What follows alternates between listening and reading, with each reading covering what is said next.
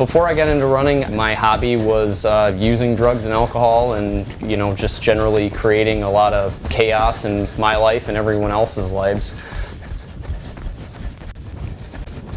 I ran a total of like 2 weeks on my hometown cross-country team, but I was quickly admonished from the team for a string of bad behavior.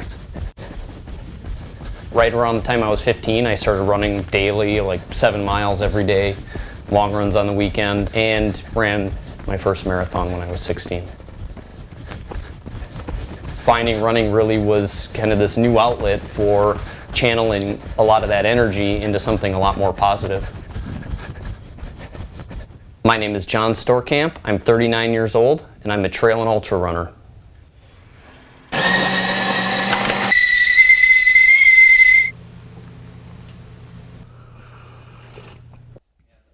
I've participated in about 120 marathons and ultra marathons to date, and at least half, if not a majority of those, have been trail races.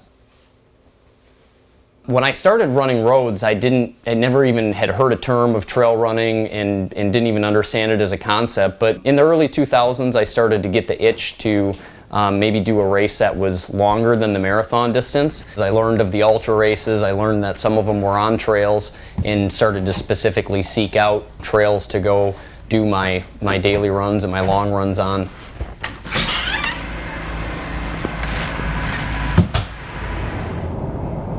I think it was back in the mid-2000s or early 2000s, Runner's World magazine had done an article that featured Afton State Park as one of the premier trail running destinations in the country.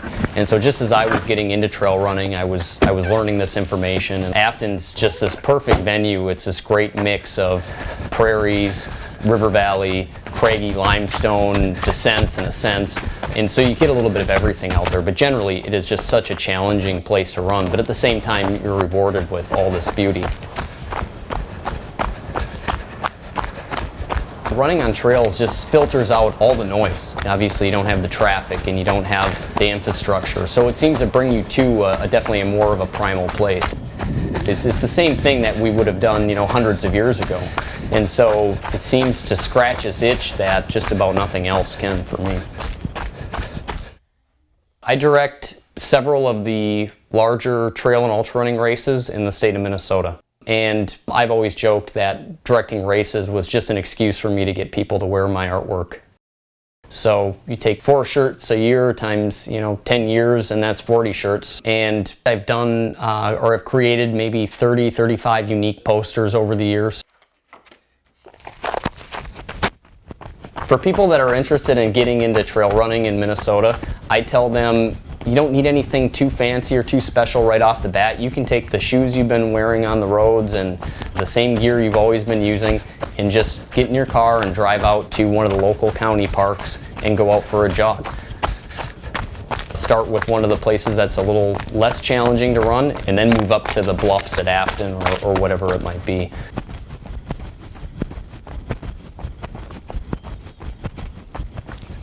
On an ideal scenario, being out on the trail and running, there's nothing going through your head. I've always told people that it's the quickest way to get into meditation. That mechanism of running brings you to a place of calm and peace, and eventually the head empties out and the stresses of the day go away and you find that place of peace. So I think as fun as running can be and as good for your physical health as it can be, that's a real reason that I keep lacing up my shoes and heading out the door.